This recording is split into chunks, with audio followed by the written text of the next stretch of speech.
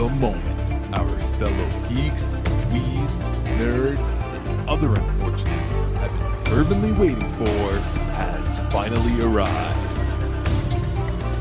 It's time for TMI, Confessionals of the Nerd Kind. And now, your hosts, Jeff Nerf Herder Chandler, Jim Kaiju Baker, and Christina Yojimbo Henry. You can continue.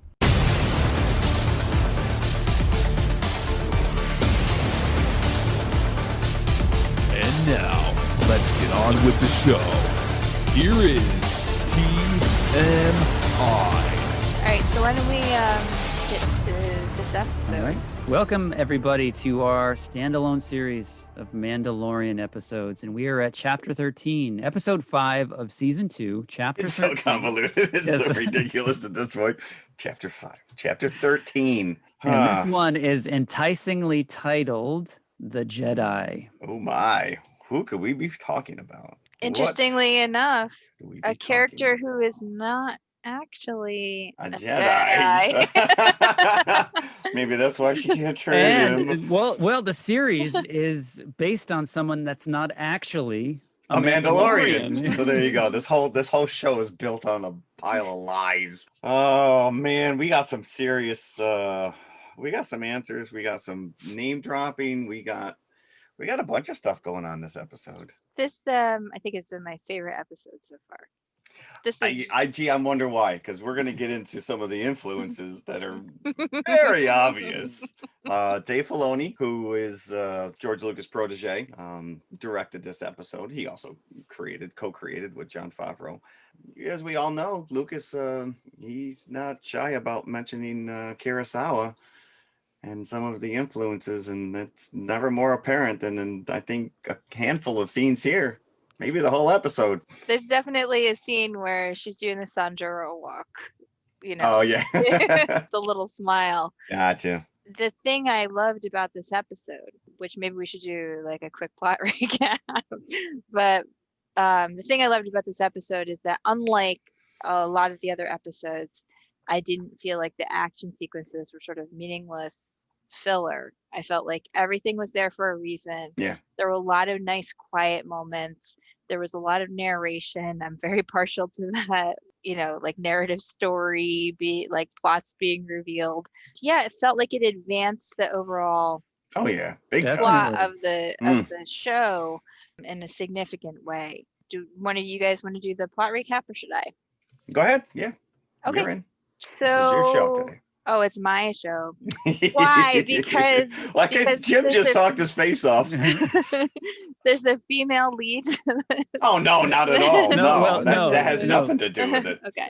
No. So Mando, as we know, is off trying to find Ahsoka Tano, as we was revealed in a previous episode when we met Bo-Katan, because she's the one who can help Mando find out who the child is and where he belongs. Mando goes to this planet where it turns out Ahsoka is having a disagreement with the local magistrate, who seems to be a little bit of a tyrant. Ahsoka's trying to get some information from this magistrate, which we find out later in the show. She's looking for a certain person. If you've read the original Timothy Zahn Heir to the Empire series, or watched the Rebels show, then you would have been very excited by the mention of this person's name. Of course, Mando lands and he goes to the town, and everyone's acting really weird, and there's some people who are publicly imprisoned in these very scary electric Yeah, like poles. things. That's weird. Yeah, talk about the Japanese. Like the old school influence. cages, right? Yes. It was just shy of everybody backing into the saloon and letting Yeah. those saloon doors swing as Mando walks through town. Right. He shows up and the magistrate says, "Hey, you look like you're a Mandalorian and maybe you're a bounty hunter. Do you think you can go and find this person for me? And if you kill her, I'll give you this Beskar spear." And Mando's like, maybe. And she's like, okay, well, I want you to find this person called Ahsoka Tano. And you could tell he's thinking, perfect. This is Right. exactly, Exactly who I'm looking for. exactly who I came here for. Yeah. My son has just handed me a note that says the zap gauge is called a gibbon. It's official canon now. Before this whole interaction, we're like, as soon as the episode starts, we're introduced to Ahsoka. Yes. And she's in this knockdown, drag out race with these soldiers as they're trying to make their way back to the fortress. And she's ghosting behind trees. She is showing out of nowhere. We were told that it was a forest planet, but it looks like it's completely it's been decimated. razed. Yeah. The trees are just barren husks. The way this whole sequence is lit and shot is beautiful, because you get full moments where you don't see anything until her lightsabers ignite. And the fire, the guys, and of course she takes them out one by one before she makes her way to the fortress wall, and then makes her case that, just give me the information and we're good. And the magistrate's like, yeah, that's not going to happen. Mando goes off into the woods to try to find Ahsoka. And Michael Biehn says, good luck with that. I didn't even know that was Michael Biehn until I saw the credits. No, So, it took me the second scene that he was in I to didn't realize even it was pick him. up on it that was Michael Biehn. So I knew it was him right away, because the second he started talking, I recognized his voice. He doesn't look the same. Obviously, he's aged quite a bit, but I was like, that's Michael Biehn. Mando goes off to try to find Ahsoka. Of course, Ahsoka attacks him immediately, and they have a quick little fight. And then suddenly he's like, wait, Bo-Katan sent me. And she's like, okay. Name drop. But meanwhile, his armor took a hit once or twice to that lightsaber and was able to repel it. That's what's established here, is that Beskar is impervious Hell yeah. to the lightsaber. I wonder why, if you know anything about the history of Mandalore. Ahsoka sees the child. I hope it's about that. Right. So I hope it's about him, and sits down and has a little silent communication. Which was awesome. Talking to each other. And I want to say that the child is at maximum cuteness in this episode. This is I agree with the you. cutest he's ever been. Yes, I agree. Whenever he lifts up his chin, you can see his little neck under the. But Mando's like, you can talk to, you can understand him. And she says yes, and she tells you his name. Now we have. He has a name. He says he has a name. I never even thought of that. And his name is Grogu. It's like the moment of realization when your pet puppy realizes that it has a name. Oh, he has a name, and he knows his own name. How cute is he? Yep. Say my name. Because every time Mando says Grogu, he looks up at him. Like, yeah, correct. He's like, what? I'm no longer kid. Hey. So he still calls him kid, though. I know. Yeah, she corrects it. He does have a name now. Right. Now we have how much merchandise that has to be. That's Grogu. True. Grogu. So Ahsoka tells us what happened to Grogu, how he got there, how he survived the scary purge. He was one of the younglings in the temple. He was hidden by somebody. Somebody saved him. So that's interesting. So Anakin didn't take out all the younglings. Some of them escaped. But asking him, importantly, he can't remember. He can't remember. Yeah. Right. So then there's like a fuzzy after that. There's a long period of darkness. He is still a baby. He had been trained in the ways of the Force, but now he spent many years hiding his power because he was afraid, which is just really sad. You just feel very, very sad for him, especially in the scene where he's supposed to demonstrate his power, because he's scared to. He's scared to show anybody who's not Mando, basically. So it's great because suddenly you have this backstory and this history that was never there before. But then, of course, Mando's like, okay, well, I brought him to you because I need you to take care of him, train him. She's like, no. I am not going to do that. For people who don't know who Ahsoka Tano is, she was Anakin Skywalker's Padawan. And she says Grogu has fear in him and he's attached to you. And she's very scared of giving someone with Jedi powers any training who has an attachment because, she's seen somebody becomes the scariest person in the universe Yep. because of his attachment and fear. So she says, okay. You help But me. can you imagine little Grogu as a villain?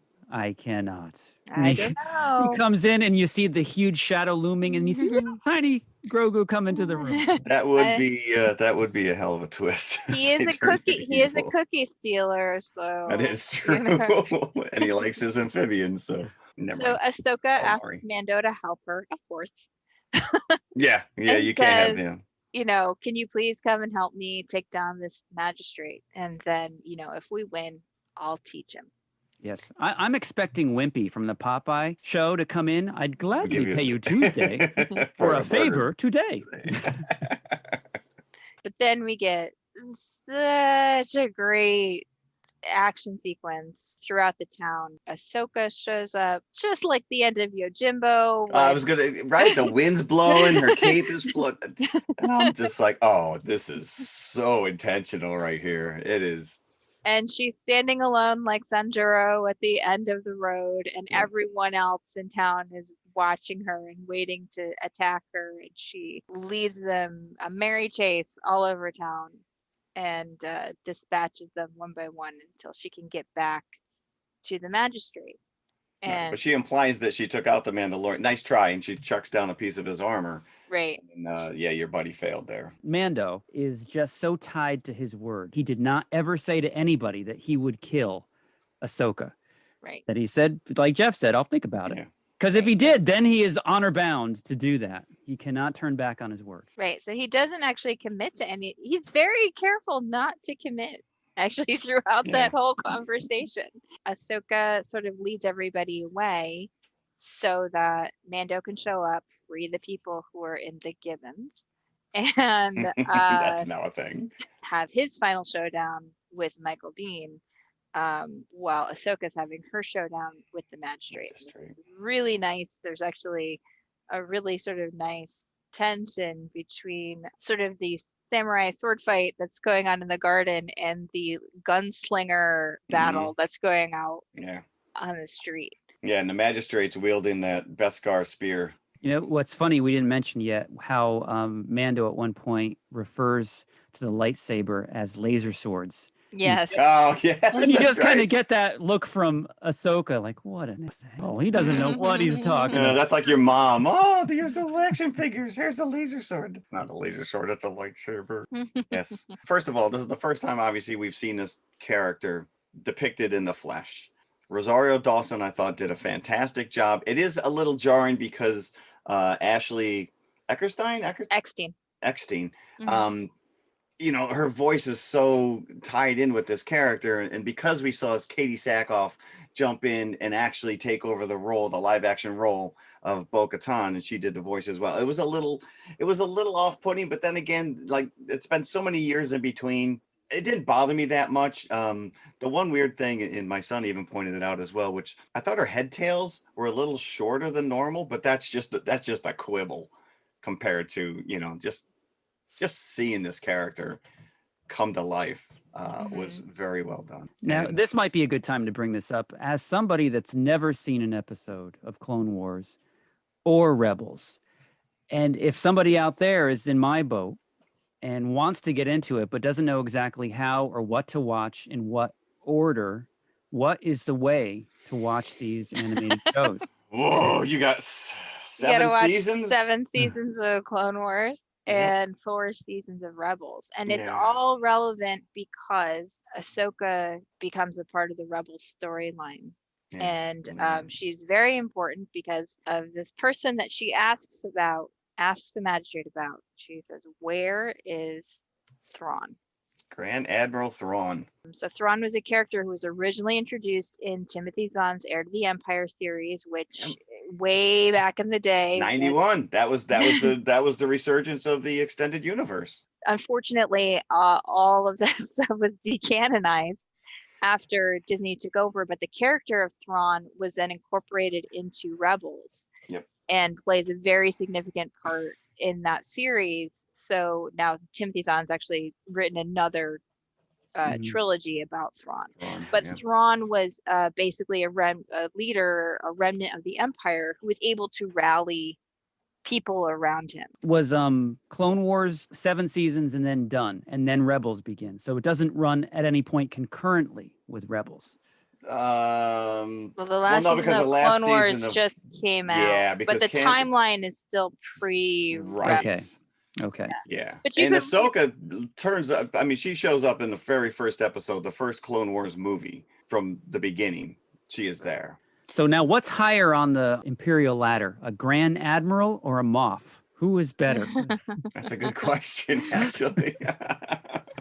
So the reason why Thrawn is important is because of his link to a beloved Rebels character who went missing at the end of the Rebels series, and Ahsoka had promised to find him.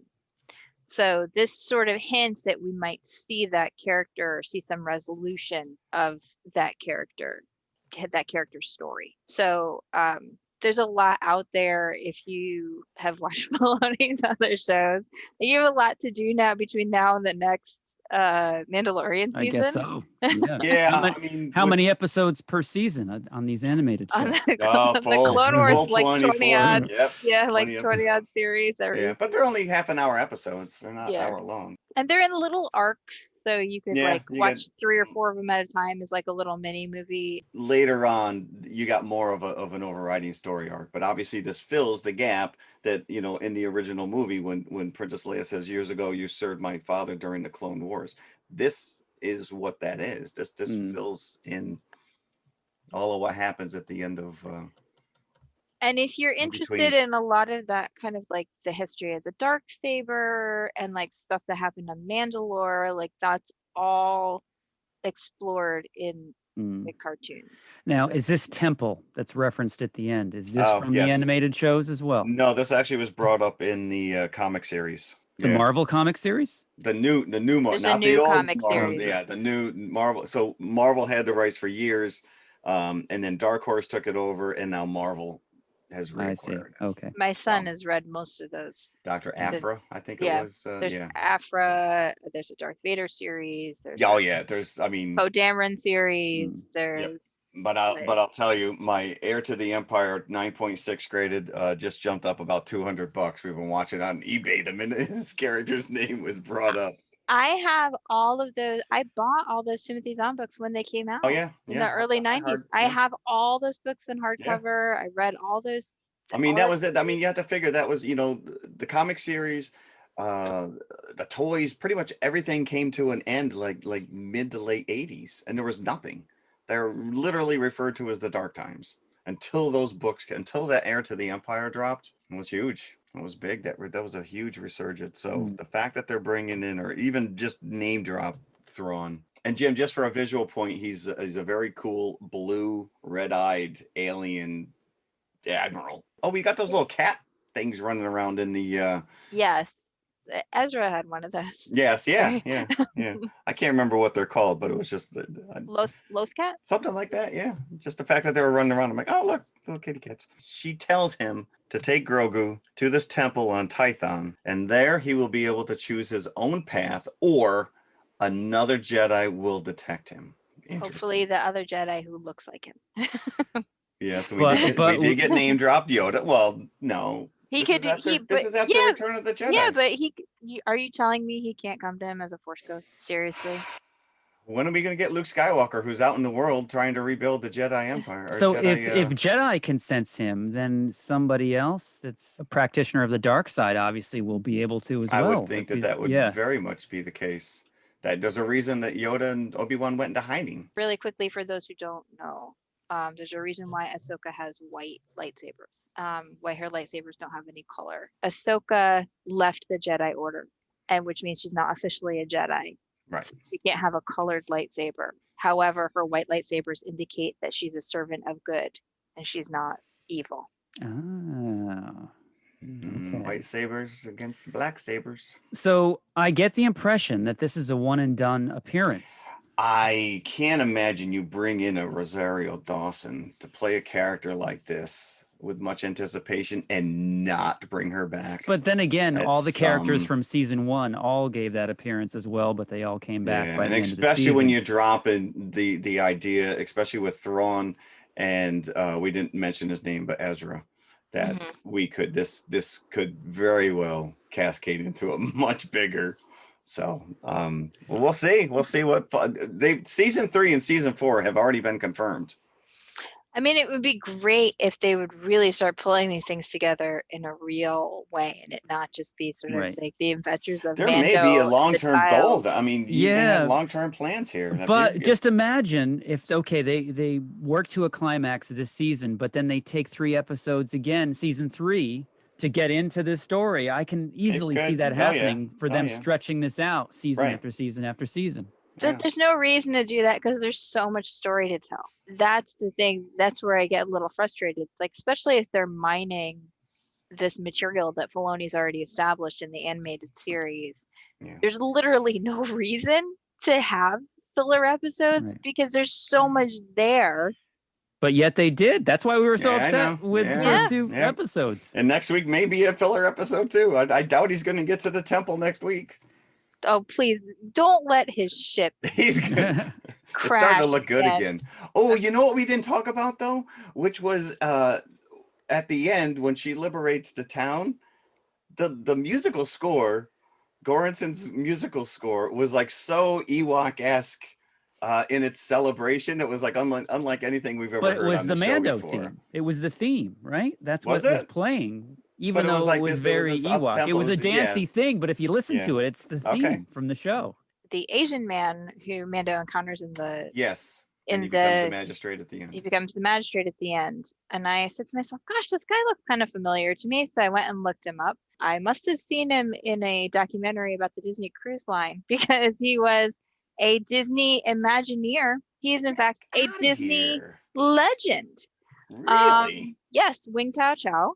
And he was the main architect of the 4 flagships of the Disney Cruise Line. Oh, I think I've seen this guy before. That's exactly. I was like, I must have seen him in a documentary about the cruise line. And then also he was a huge part of Disney's expansion into Hong Kong and Euro Disneyland. He's a Disney legend. So it was just a little fun cameo part. Wild. Now, who played the Bad Magistrate? Are you familiar with that actress? She's a martial artist and like a stunt woman. And she's also an actress, but I'm not as familiar with her work. Yeah, I know who she is. So it was surprising to me, even though I don't know now. Well, now I do. I didn't know who Grand Admiral Thrawn was. I was expecting her to say Moff Gideon. I wasn't expecting it. She went one level up. I would think that a Grand Admiral trumps him off. How does that come across to you, Jim? Because for people who know who the character is, they're like, oh, it's Thrawn, but how does it come across to you? You're like, oh, who is this guy? Like, what I was thinking now, there's somebody else that they're going to have to introduce and bring into this to slow the story down. Because that's why I was hoping to hear Moff Gideon, because we could get right to the because the climax of the season. So I knew it was somebody, that it had to mean something to you. Which I would discover during the episode. So you held out. You're like, don't tell me. Yeah, I didn't bother to look this on. up. Right. But it didn't mean as much to me as it did to somebody else. So you never read the Heir to the Empire series? I was very familiar with the cover, but no, I never read it. He said, look at these nerds all lining up to buy this book. I had to make space for it many times on the shelf in the bookstore.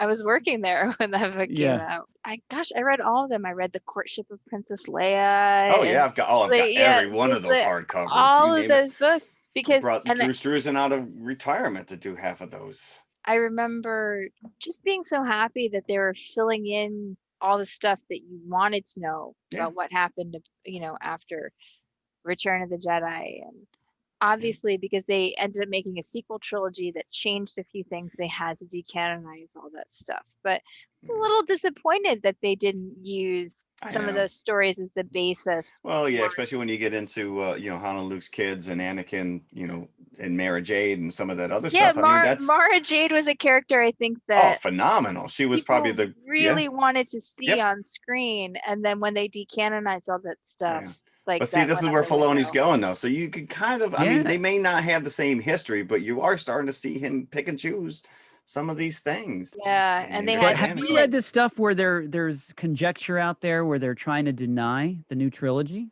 The idea that they would decanonize the books is one thing, because you figure not everybody reads those, just super serious fans. Yeah. But decanonizing a series that casual fans have watched, that's not going to happen, because that's just confusing, right? And they're not going to do that. Plus, you know what? Whatever the very noisy contingent of people who didn't like the sequels think, these movies made $3 billion. Yes.